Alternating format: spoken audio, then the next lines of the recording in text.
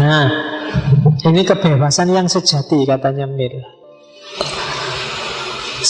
Satu-satunya hal yang layak disebut kebebasan adalah kita kejar yang kita anggap baik sesuai cara kita, tanpa menggusur apa yang dianggap baik oleh orang lain, dan tidak menghalangi upaya mereka untuk memperoleh kebaikan yang mereka yakini. Itu berarti kebebasan yang sejati.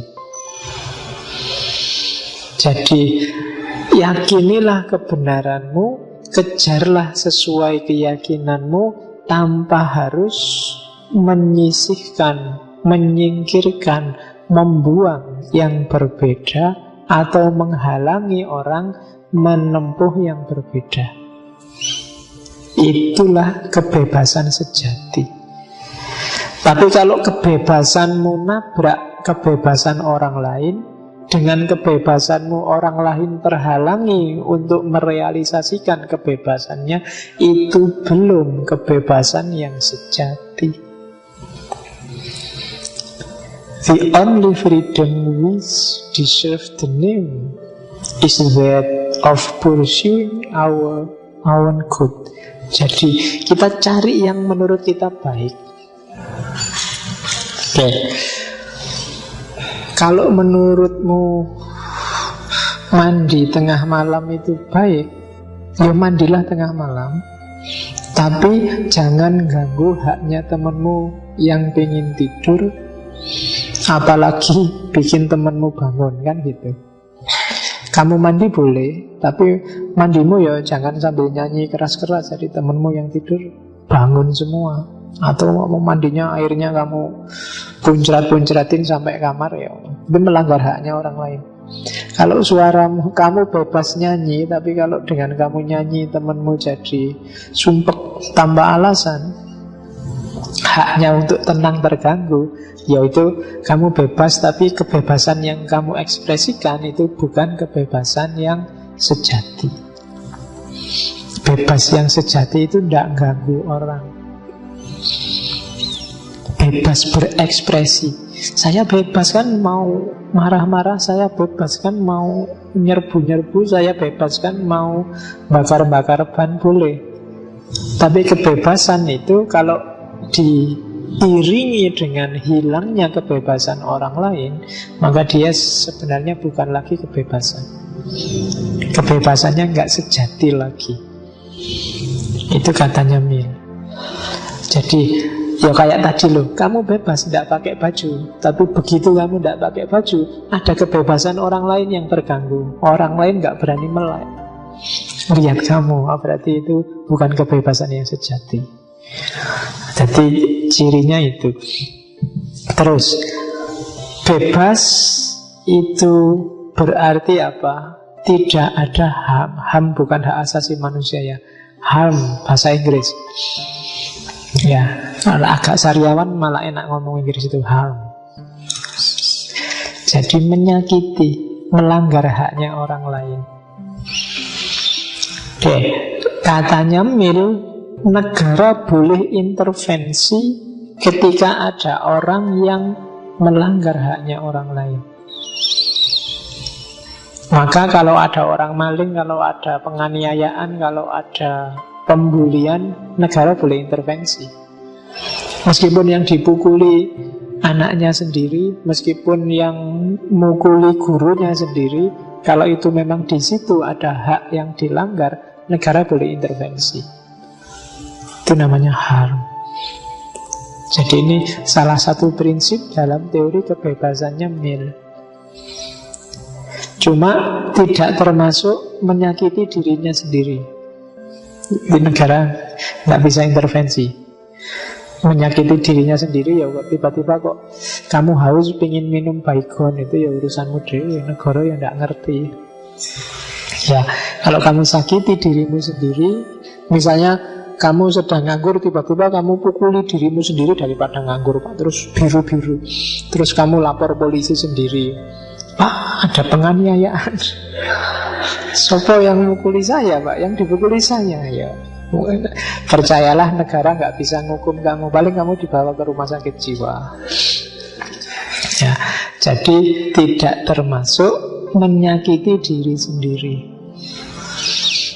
Oke, karena yo susah memang. Masuk harus dihukum gara-gara kesalahanmu pada dirimu sendiri, itu ya susah.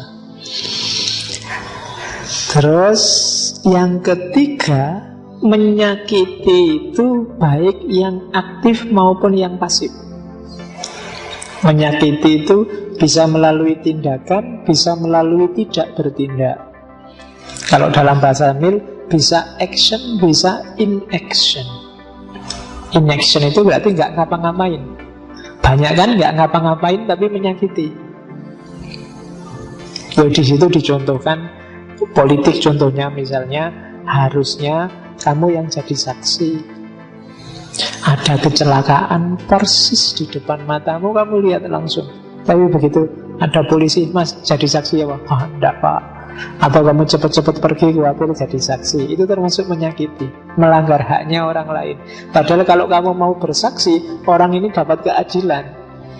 Yang kecelakaan tadi mungkin dapat pembelaan. Siapa yang salah, siapa yang benar jelas. Gara-gara kamu nggak mau bersaksi, jangan-jangan yang salah malah bebas.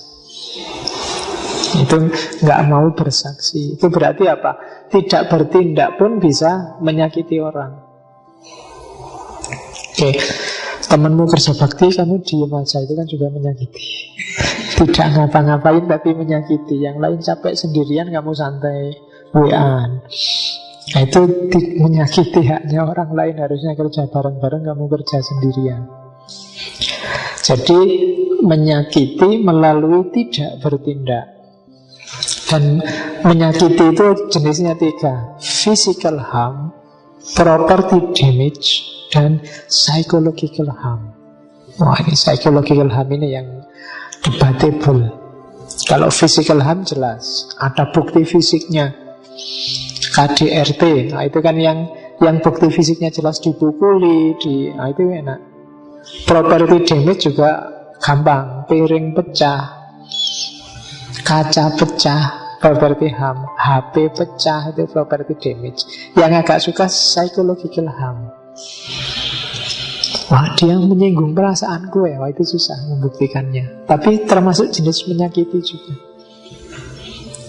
Kalau ngomong nyelekit ya, nah itu mencemarkan nama baik. Itu susah membuktikannya. Saya tidak tahu namamu baik apa enggak kok bisa dicemarkan. Kan sering kayak gitu, mencemarkan nama baik. Kemudian apalagi menyinggung perasaan, perbuatan tidak menyenangkan. Wah, itu susah. Kalau kamu sudah nggak suka orang, setiap perbuatannya bagimu kan tidak menyenangkan. Apa kamu terus mau lapor polisi? Itu kan susah.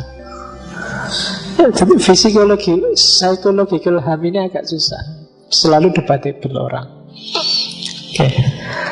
Jadi physical harm, property damage, dan psychological harm.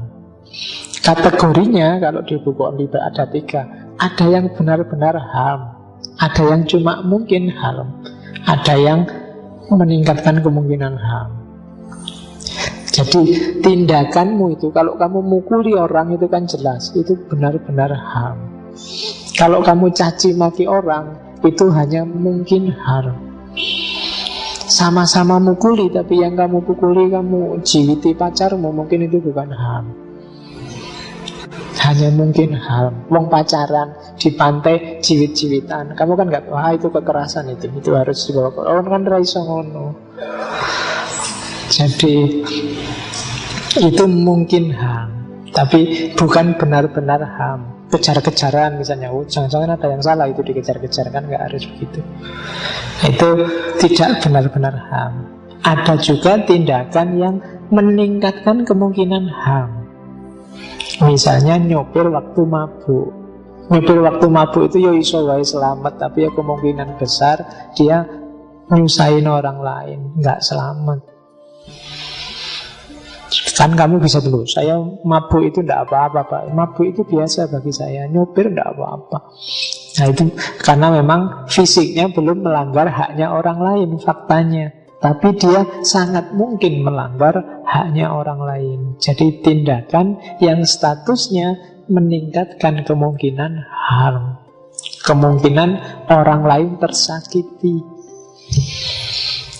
Jadi ini juga perlu diperhatikan. Kamu bebas, free 100%, tapi jangan nabrak, jangan melanggar haknya orang lain, baik melalui tindakan atau melalui tidak bertindak, baik yang sifatnya fisik, kepemilikan maupun psikis, baik yang benar-benar menyakiti atau hanya mungkin menyakiti, atau sekedar meningkatkan kemungkinan menyakiti orang. Nah ini pedoman hidup rasional, gaya barat.